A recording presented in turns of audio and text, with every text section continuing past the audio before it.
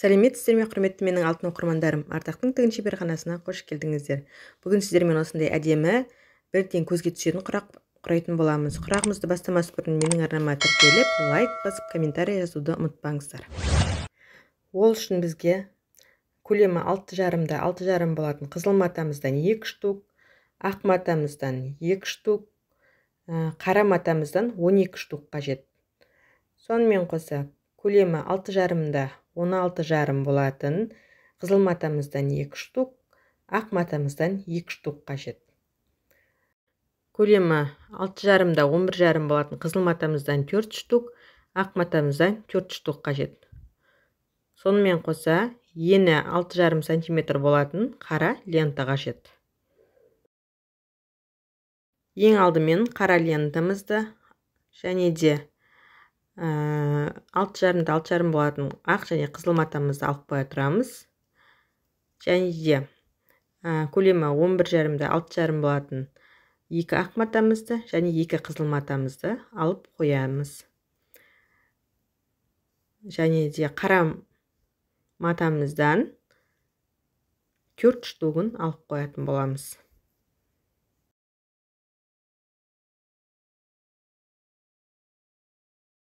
Енді осы қалған маталарымызды тігу жолын бірінші көрсететін боламын. Ең алдымен қара матамыздың 2 қарама-қарсы шетінен сызық жүргізіп алатын боламыз. Қара болғандықтан мен сабынмен жүргіздім. Мына жерде дұрыс көріңкіремей тұр, шағылысып күнге. Дәл осылай мен барлығын сызып шығатын боламыз. Неге? Осылай бәрін сызып аламыз.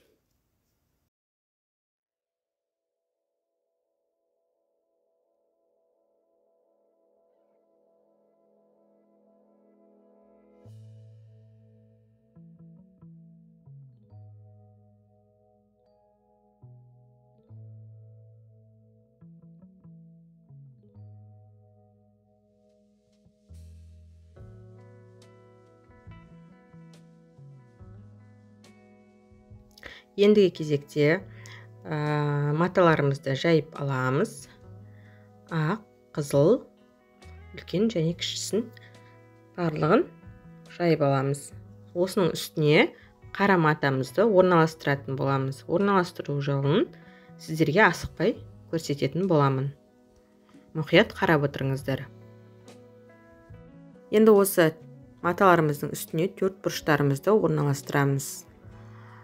Осы 4 бұрыштарымызды қойған кезде шатаспай менің жасағанымды жасап орналастырып шығыңыздар. Сол кезде құрақтарыңыз дәл шығатын болады. Құрағымыздың дұрыс шығуы осы біріктірілген қара матамызға байланысты. Сондықтан менің жасағанымды бірме-бір қайталап өтсеңіздер болғаны. Мына жерде дұрыс шағылысып көрінбей тұрған болу керек. Неке көрініп жатыр ма сіздерге? Кішкентай көлемдегі матамыздың сызығы осылай орналасады, үлкендікі бұған қарама-қарсы болып орналасатын болады. Ал үлкен матамыздікі неке қиғаш, соған қарама-қарсы қытайға. Осы жерден шатаспауларыңыз керек. Енді қалғандарында дәл осылай орналастырып алатын боламыз маталарымызды. Орналастырып болғаннан кейін әрқайсысын осы сызық бойынша тігіп шығатын боламыз.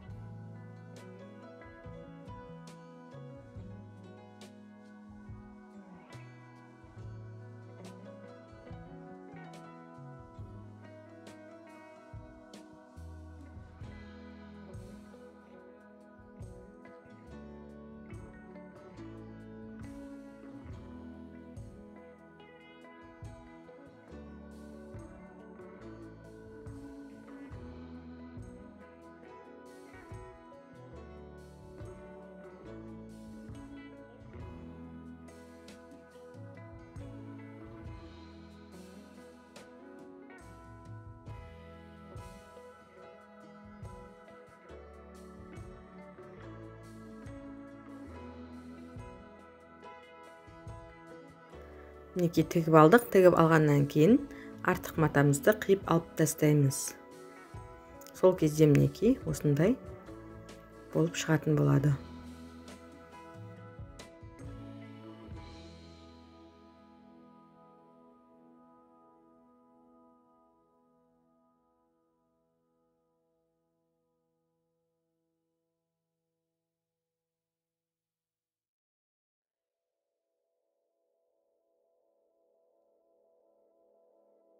Ендігі кезекте барлық маталарымызды стол бетіне шығарып аламыз.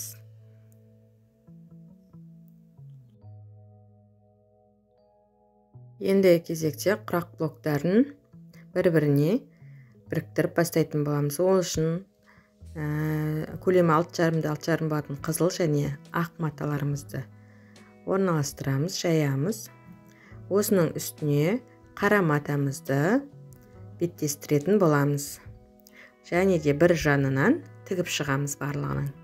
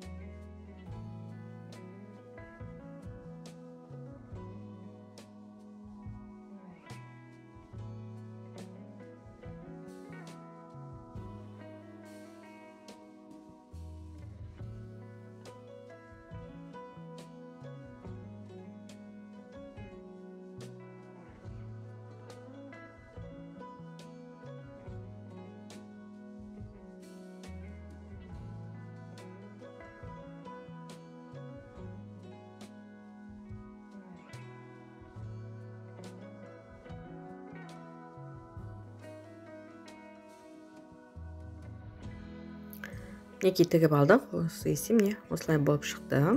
Ақ және қызыл.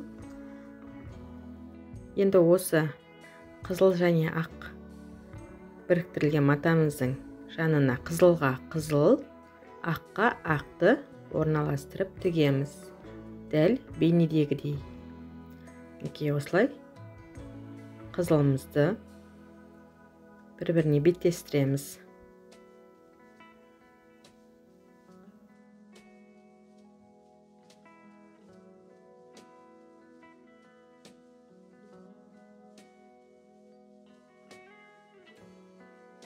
Дәл солай ағымызды да біріктіретін боламыз. Аққа мінекей осылай қойып тігіп шығамыз.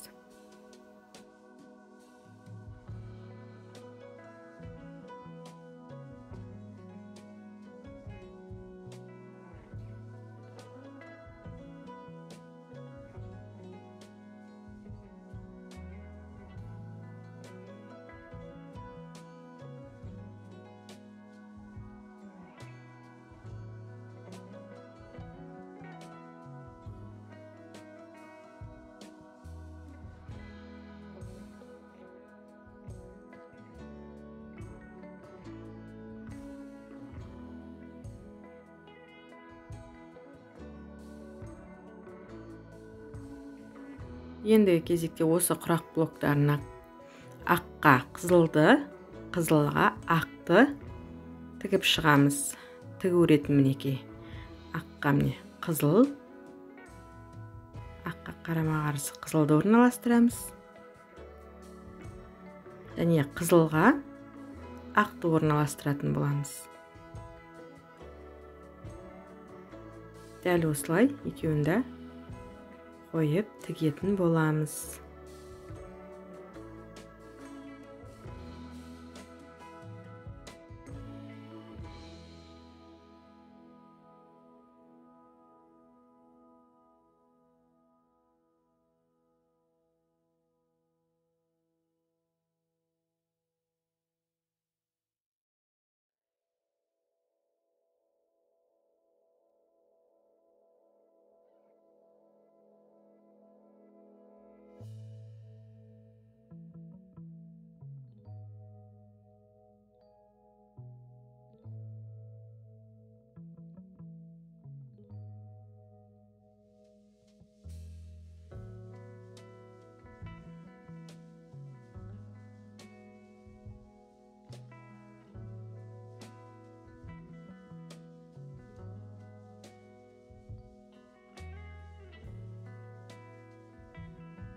мінекей осылай болып шықты. Ендігі кезекте ақ үлкен матамызды дәл жаңағыдай қызылдың жанына орналастырамыз.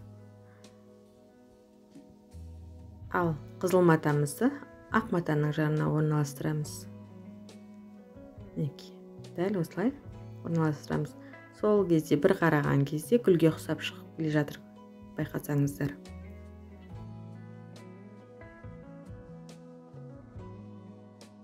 Менің құрап жатқан құрағым сіздерге ұнап жатса, маған тіркеліп, лайк басып, комментария жазуды ұмытпаңыздар.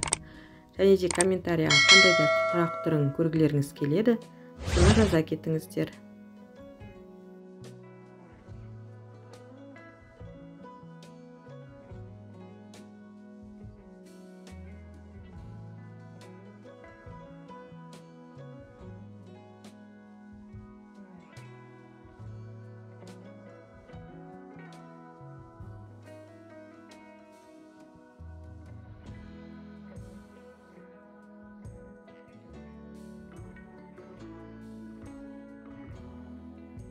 Мінекей біздің құрақ блоктарымыз дайын, бір қарағанда гүлге ұқсайды.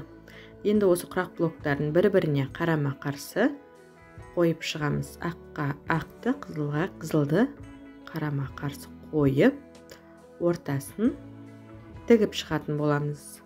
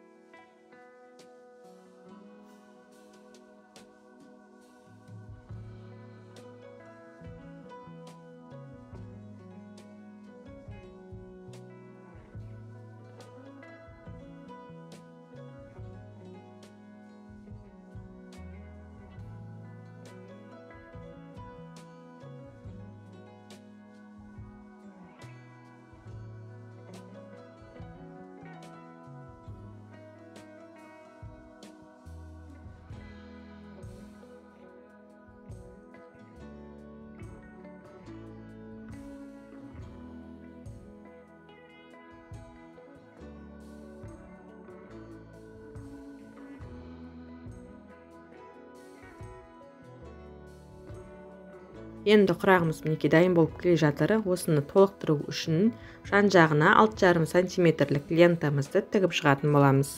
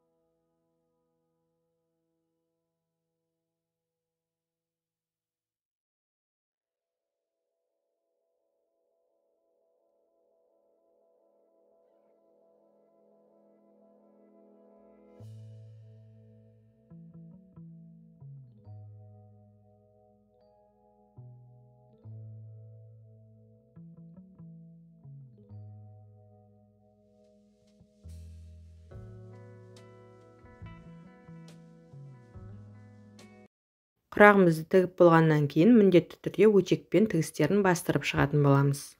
Мінекей әдемі көздің жауын алатын құрақ дайын болды. Әп-әдемі, ерекше құрақ. Егер менің құрағым сіздерге ұнаған болса, маған тіркеліп, лайк басып, комментария жазып, қоңыраушаны баса кетіңіздер. Сау, саламатта болыңыздар.